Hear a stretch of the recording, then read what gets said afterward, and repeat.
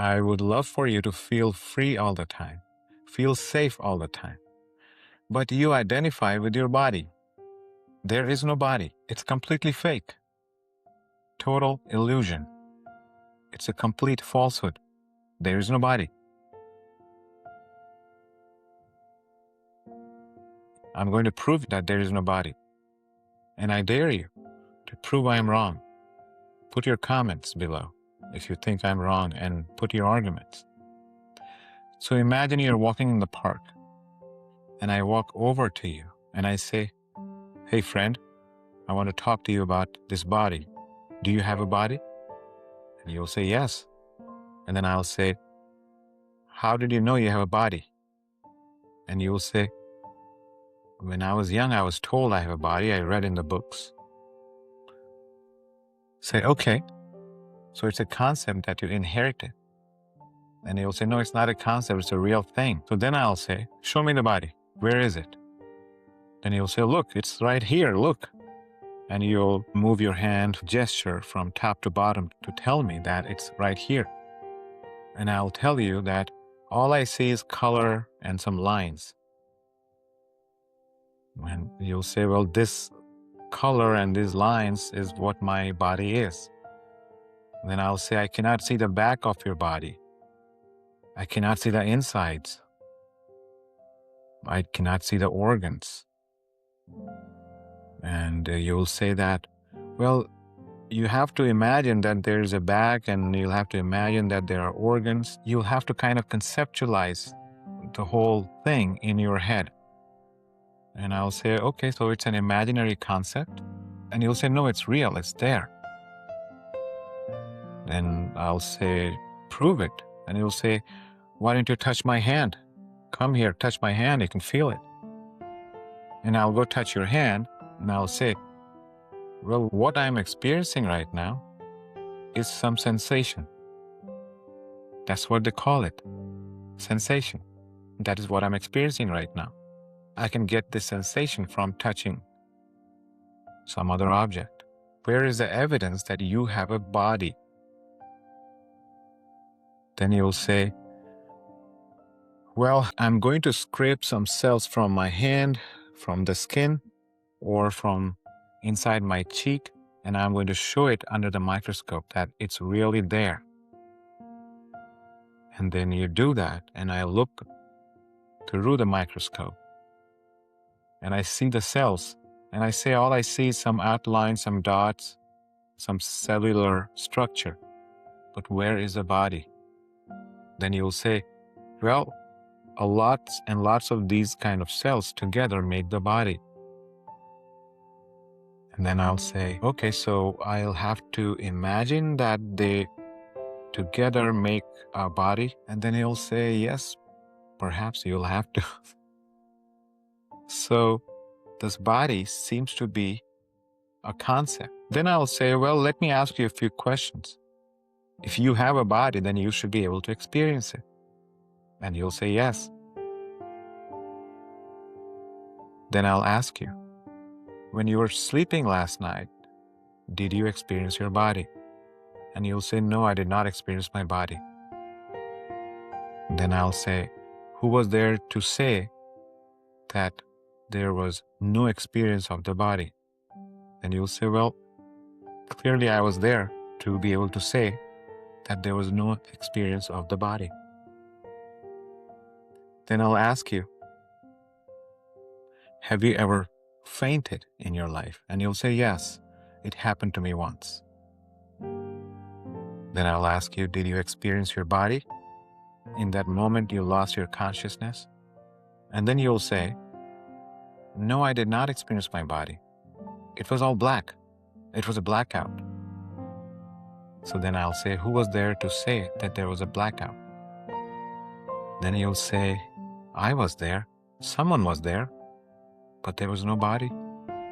And then I'll say, yesterday, when you were awake, at 10 in the morning, did you experience your body? Then you will say, no, I do not remember. Then I'll say, look at your entire day. How many times did you really experience your body?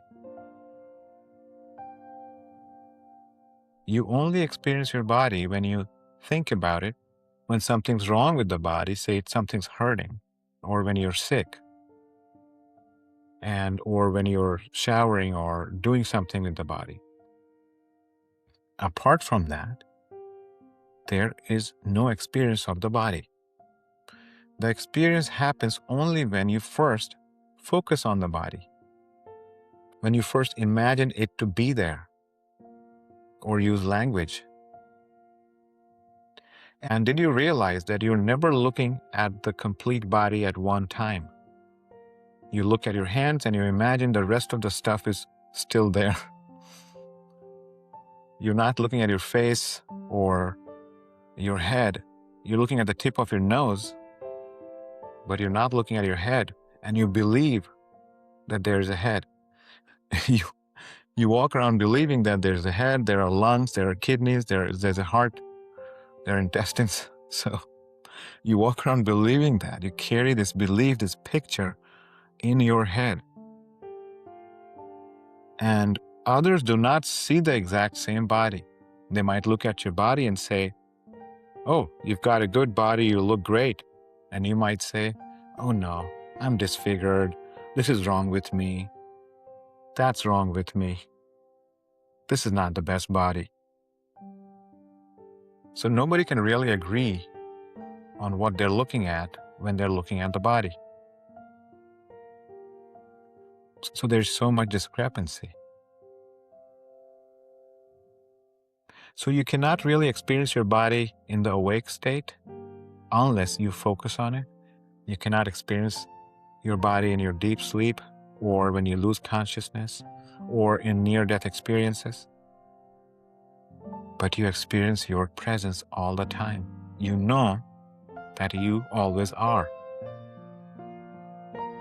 But instead of living with that real, alive presence, you are identifying with something that you do not even experience.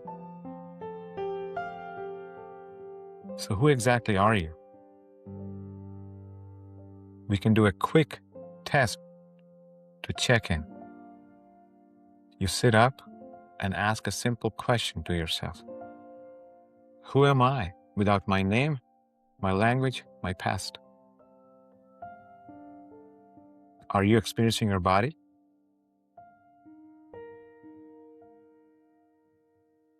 You're not experiencing your body. You're experiencing a vast, aware presence. That presence is you. That eternal presence is you. If you identify with that presence, you will become fearless as a person. And the way to identify with that is to continue to listen to the truth. This video talks about the truth that is eternal. And this video attempts to break down the illusion about the body. The more you listen to it, the more the illusion that you are the body and the body is real will break down over time.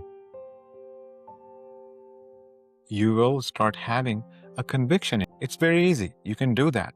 Keep listening to the talks on nonduality, on Advaita Vedanta. And your subconscious will be modified to a point where you stop identifying with imaginary structures. Since you're no longer identifying with your body, you will get rid of this fear of death. So it's amazing how this whole thing works. This knowledge is truly freeing. So receive that with conviction. Keep listening.